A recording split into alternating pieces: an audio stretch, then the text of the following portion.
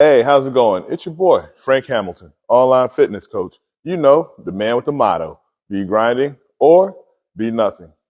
You know what, today I can't even call it like a tip because I'm actually just going to hit you over the head with quite a few that are going to benefit you in starting your fitness journey.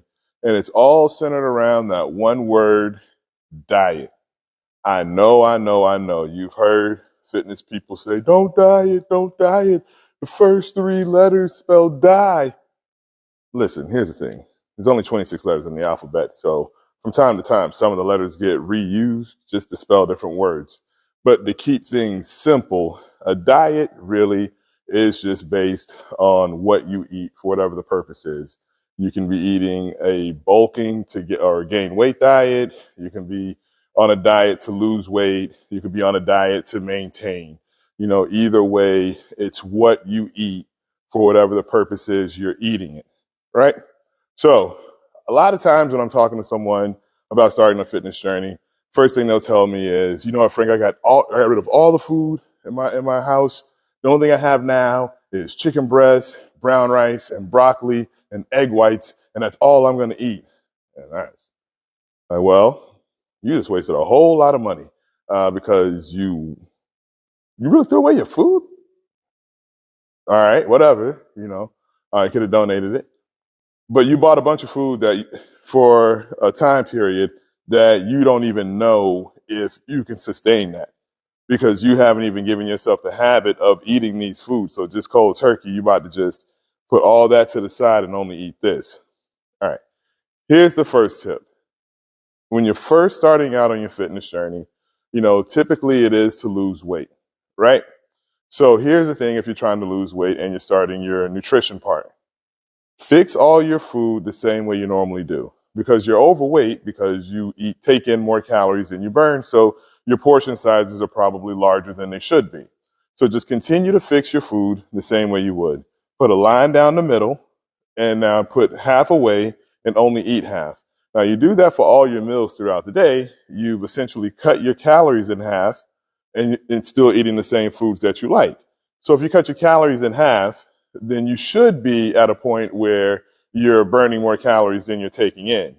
Now, the other side of that plate, you can then package that and store it, and now you have 2 days worth of food, getting rid of that myth that it's too expensive to diet and buy food and whatever excuse people like to use. All right.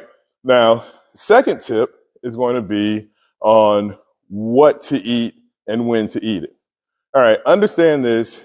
There are three main parts of food. There's your carbohydrates, there's your protein, and your fat. I keep it simple. Some people may want to dispute the way I bring it out, but I like to keep things simple. It's basically your carbs are your first energy source. That's the energy you use to break down muscle. Protein then repairs the muscle. Fats then just protect the body overall. All right, so, but it takes a bit more energy to burn carbs. So based on the activity you're going to perform after that meal is how you want to fix your portion. If you have a job where you're going to be on your feet for the first 2 to 3 hours, you're going to be moving around, then yeah, you may need carbs because that's your body's first energy source. Your body's going to use those carbs. You're going to burn those off. But if you're behind the desk or you're at a computer or you're in a cubicle for the first 2-3 hours a day, very minimal movement, then you want a smaller portion of carbs during that first meal because it's going to be more difficult for you to burn it off.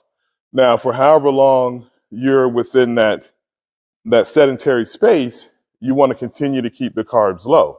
Now, what that's going to do if you're trying to lose weight is your body is going to continue to feed off the stored carbs or fat that you already have. You're not going to starve. Don't worry about that.